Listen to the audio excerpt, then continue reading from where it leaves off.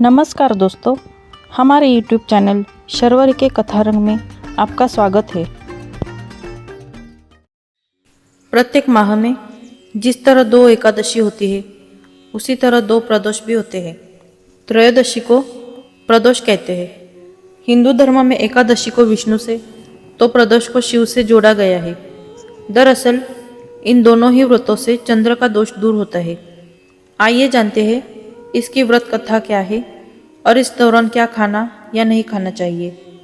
प्रदोष को प्रदोष कहने के पीछे एक कथा जुड़ी हुई है। संक्षेप में यह कि चंद्र को क्षय रोग था, जिसके चलते उन्हें मृत्यु तुल्य कष्ट हो रहा था। भगवान शिव ने उस दोष का निवारण कर उन्हें त्रयोदशी के दिन पुनः जीवन प्रदान किया था। अतः इसलिए इस दिन को प्रदोष कहा जाने लगा। हालांकि प्रत्येक प्रदोष की व्रत कथा अलग अलग है। स्कंद पुराण में प्रदोष व्रत के महात्म्य का वर्णन मिलता है।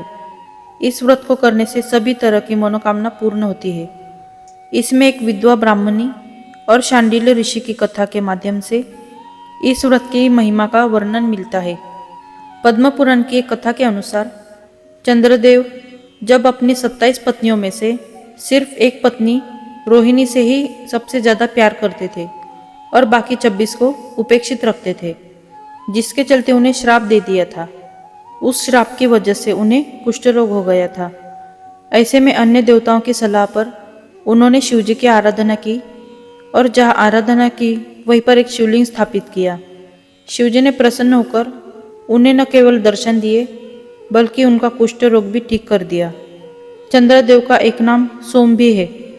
उन्होंने भगवान शिव को ही अपना नाथ स्वामी मानकर यह तपस्या की थी, इसलिए इस स्थान का नाम सोमनाथ हो गया। आइए सुनते हैं अब इससे जुड़ी एक पौराणिक कथा। प्राचीन काल में एक गरीब पुजारी हुआ करता था। उस पुजारी की मृत्यु के बाद उसकी विधवा पत्नी अपने भरण पोषण के लिए पुत्र को साथ लेकर भीख मांगती हुई शाम तक घर वापस आती थी। एक दिन उसकी मुलाकात विदर्भ देश के राजकुमार से हुई, जो कि अपने पिता की मृत्यु के बाद दर दर भटकने लगा था। उसकी यह हालत पुजारी की पत्नी से देखी नहीं गई। वह उस राजकुमार को अपने साथ अपने घर ले आई और उसे पुत्र जैसा रखने लगी। एक दिन पुजारी की पत्नी अपने साथ दोनों पुत्रों को शांडिल्य ऋषि के आश्रम में ले गई। वहाँ उसने ऋषि से शिवजी के प्रदोष व्रत की कथा एवं विधि सुनी तथा घर जाकर अब वह भी प्रदोष व्रत करने लगी। एक बार दोनों बालक वन में घूम रहे थे।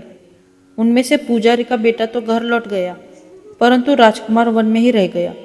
उस राजकुमार ने गंधर्व कन्याओं को क्रीड़ा करते हुए देखा तो उनसे बात करने लगा। उस कन्या का नाम अंशुमति था। उस दिन वह राजकुमार घर देरी से लौटा। राजकुमार दूसरे दिन फिर से उसी जगह पहुंचा जहां अंशुमति अपने माता पिता से बात कर रही थी।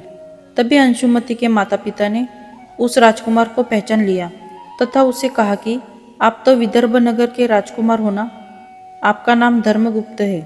अंशुमति के माता पिता को वह राजकुमार पसंद आया और उन्होंने कहा कि शिवजी की कृपा से हम अपनी पुत्री का विवाह आपसे करना चाहते हैं।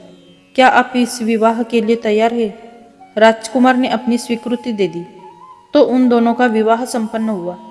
बाद में राजकुमार ने गंधर्व की विशाल सेना के साथ विदर्भ पर हमला किया और घमासान युद्ध कर विजय प्राप्त की तथा पत्नी के साथ राज्य करने लगा। वह उस महल में वह पुजारी की पत्नी और पुत्र को आदर के साथ ले आया तथा साथ रखने लगा। पुजारी की पत्नी तथा पुत्र के सभी दुख व दरिद्रता दूर हो गई और वे सुख से अपना जीवन व्यतीत करने लगे। एक दिन अंशुमति ने राजकुमार से इन सभी बातों के पीछे का कारण और रहस्य पूछा। तब राजकुमार ने अंशुमति को अपने जीवन की पूरी बात बताई और साथ ही प्रदोष व्रत का महत्व और व्रत से प्राप्त फल से भी अवगत कराया। उसी दिन से प्रदोष व्रत की प्रतिष्ठा व महत्व बढ़ गया तथा मान्यता अनुसार लोग यह व्रत करने लगे। कई जगहों पर अपनी श्रद्धा के अनुसार स्त्री पुरुष दोनों ही यह व्रत करते हैं। इस व्रत को करने से मनुष्य के सभी कष्ट और पाप नष्ट होते हैं एवं मनुष्य को अभिष्ट की प्राप्ति होती है। उम्मीद करती हूँ आपको ये जानकारी पसंद आई होगी। अगर पसंद आई हो तो इस वीडियो को लाइक, शेयर और चैनल को सब्सक्राइब कीजिए। मिलते हैं अगली वीडियो में। धन्यवाद।